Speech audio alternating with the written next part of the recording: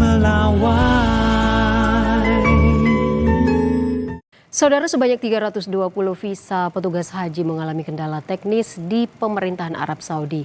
Menteri Haji dan Umroh Muhammad Irfan Yusuf memastikan kendala ini tidak berdampak panjang pada petugas haji. Hal ini diungkapkan Menteri Haji dan Umroh Muhammad Irfan Yusuf dalam dialog media membahas operasional penyelenggaraan haji tahun 2026 di kantor Kementerian Haji dan Umroh. Menurut Menhaj, sebanyak 320 visa petugas haji mengalami kendala teknis terkait dengan pemaketan yang terprogram di pemerintahan Arab Saudi. Kendala ini juga dialami di sejumlah negara lainnya.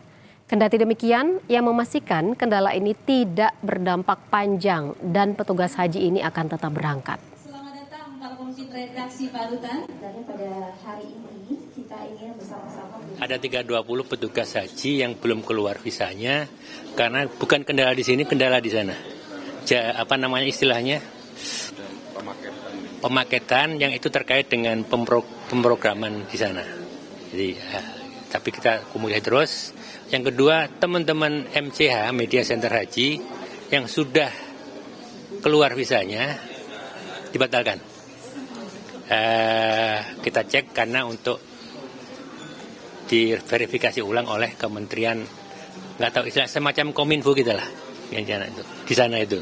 Tapi nanti kita cek juga ternyata memang semua negara.